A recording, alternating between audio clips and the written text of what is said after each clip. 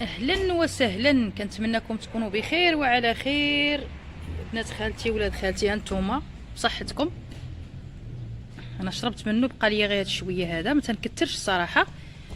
عرفتوا هذا اشنا هو؟ هانتوما اللي عنده مشاكل روماتيزم، اللي عنده الدوره الدمويه ثقيله، شوفوا ما شاء الله شحال عندي هنايا. هانتوما شوفوا، وغنخليها حتى تعمل البذور. ها هي شتيها البذور، ها هي، وغنجمعها. غناخذ الاوراق، هذه هي البذور، هي هذه. دابا انا صافي ولفت عليها، واخا سبحان الله. دابا هاد اليد اليسرى ما تتحرقنيش فيها، وإلا قرصت بهاد تتشعل ليا العافيه. دابا قرصاتني سبحان الله. هذه خصني نبحث عليها. المهم نشارك معكم اليوم ان شاء الله فوائد القريص بالنسبه للنساء، حتى الرجال اللي عندهم مشاكل البروستات، ولا عندهم مشاكل احتباس البول، اللي عندهم السموم في الجسم، اللي عنده مشاكل القلب.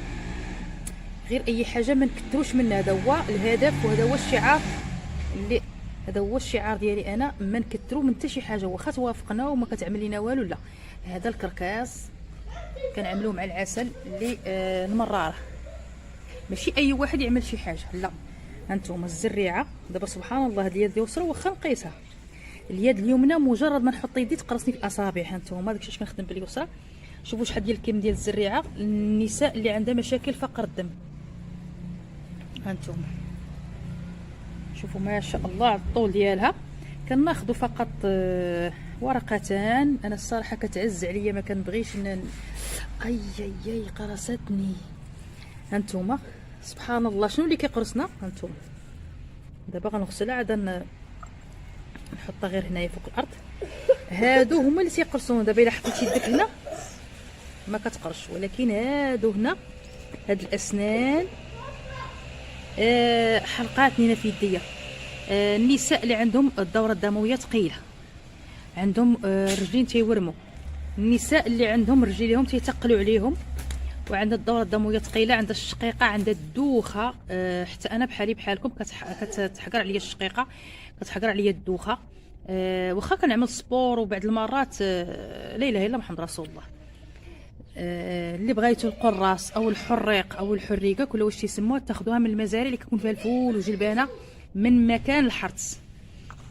هانتوما والمذاق ديالها راه عادي، ممكن ديروها مع الشاي.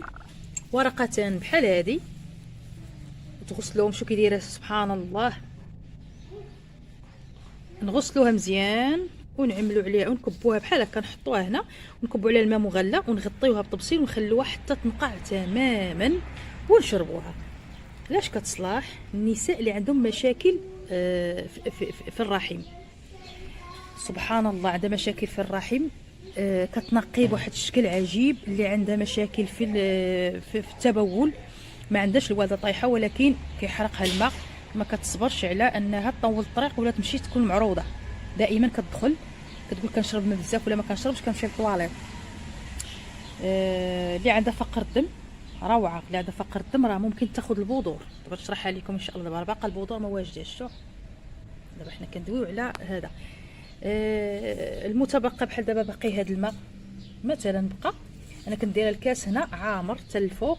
دابا شربت، بقى هذا غنديرو في بخاخ ونرش به شعري، او ممكن انني هذه نطبخها مزيان. الا بغيت نشربو غندير المنقوع ديالها. تبعوا معايا، غناخذ ورقه نغسلهم ونكب عليهم الماء مغلي، ونخليها مغطيه حتى تبرد ونشربها. الا بغيتها للشعر ديالي غنغليها مزيان ونديرها في بخاخ. مشاكل الشعر، الحكه، القشره، خصوصا الحكه كي اللي كتحك شعرها كتبقى تحكو حتى كتبغي طيح الجلده. الرجال اللي عندهم مشاكل التبول، اللي عندهم حتى هو مساكن البرد في الكيلي، وحتى الحصوات ديال الكيلي راه كتفرتتهم. غير ما نكثروش. مثلا شربت انا، غنشرب 3 ايام قبل ما قلت انا 3 ايام مره في اليوم بركه. نحبس حتى الاسبوع ما جي تاني ونشرب 3 ايام فقط. شوف سبحان الله، هذه مازال صغيره. شوف الشكل ديالها كي داير، روعه. هذه اوراقها سميكه وخشنه. هانتوما هذه اوراقها طيطبه وزويونه. ممكن انكم تعملوا ورقتان فقط بحال هادو، اشكالهم جميله. نعملوها مع الشاي مع وليداتنا، ما غيحسوا بتا شي حاجه. الوليدات اللي عندهم مشاكل تبول لا ارادي. فهمتوني بنات خالتي. وبالنسبه اللي عنده الديدان، هادو اوراق اللوز. بما انني كاينه في الجريده وغنقابلها نشارك معكم اوراق اللوز. انا ما غنقطعهمش، فقط ناخذ رطيطبين او ورقتين او ثلاثه نعملهم كشاي، يعني نكب عليه الماء مغلي ونخليوها حتى تبرد ونشربوها. نخليوها حتى تبرد وتدفى ونشربوها على الريق، نعطوها لوليداتنا دايره ما فيها حتى ضرر. اوراق اللوز زويونه. هذه اوراق اللوز، هي هذه. هنا اوراقها كبيره وهنا اوراقها صغيره. اوراق اللوز كتقتل الديدان للاطفال. هذا ماشي موضوعنا، فقط غير ضفتو لكم وصافي. حنا موضوعنا على القريص او الحريقه او الحريق. مني غتسالي مني غتعمل الزريعه ونخافها تموت، لان غتيبس. ملي غتوصل الوقت ديالها غتيبس. غنقطفها، غنحيد الاوراق هما الاولين، غنخزنهم في او نعطيهم للمعالجين والاصدقاء اللي غيبغيوهم. والبذور غنجمعها، ها هي. وان شاء الله مني نوجدها غنوريكم كيفاش نستعملوها لعلاج فقر الدم. راه غير الا شربتو بحال هكا كتسخن، تتنشط الدوره الدمويه، تتنقي الكيلي من البرد وكتنقي من الحصوات. الام المرضعه اللي كيكون ناقصه الحليب، سبحان الله، حتى هي كيجيها الحليب. غير جزاكم الله الف خير ما نكتروش، لا داعي لاننا نبالغوا في اي شيء. حتى الزعتر، الناس اللي عندهم داء السكري راه ما خصهمش يكثروا من الزعتر. كيقول لك لا راه زوين تيعجبني، لا تيطلع السكر. اي حاجه، الخبز عادي الا كثرنا منه تيعمل لنا القبض. جزاكم الله الف خير. راه ما يمكنش نعالجوا شيء ونضروا شيء، لا. وهذه المعطرشه او العطرشه نعملوها مع الشاي. صراحه الله بريريد ديال الشاي كل مره باش نسبو. اسبوع نشربوا حريقه، اسبوع مثلا اسبوع كامل يوم نشربوا ورقتين من الحريقه. اسبوع بحال هذه كافيه، كندير ورقه صافي. هانتوما ما شاء الله. اما الا كانت عندنا صغيره كندير ورقتين. يوم نشرب عشبه ويوم عشبه. نشربوا اسبوع واسبوع نحبس ما نشرب حتى شي حاجه. الاسبوع الاخر يوم زعتر يوم فليو. هكا الجسم كيدخل له اعشاب مختلفه وبدون مبالغه، بدون ما نفرطوا، وبالتالي كنكونوا هكا حافظنا على جسمنا من حمينا جسمنا من الامراض وحافظنا عليه من الهلاك.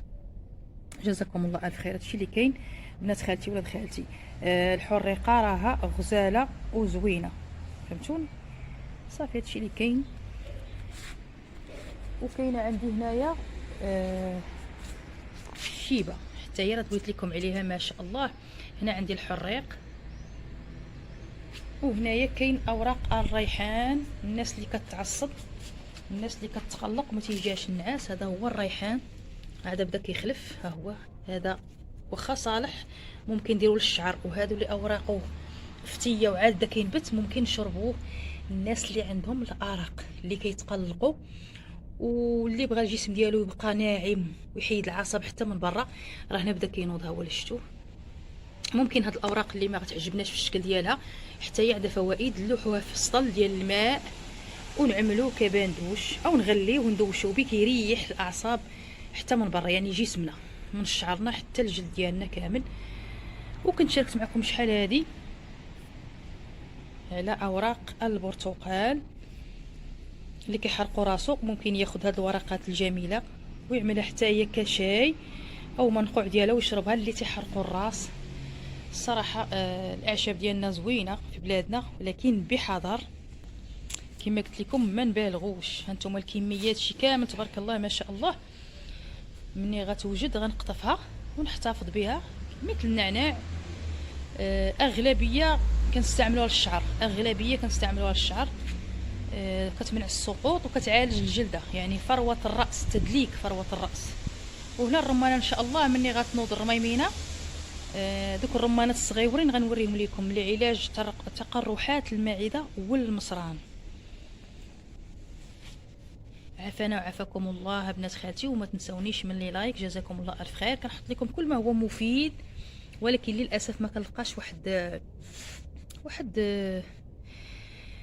ما عرفتش، المهم ما كنلقاش واحد الدعم من جهتكم.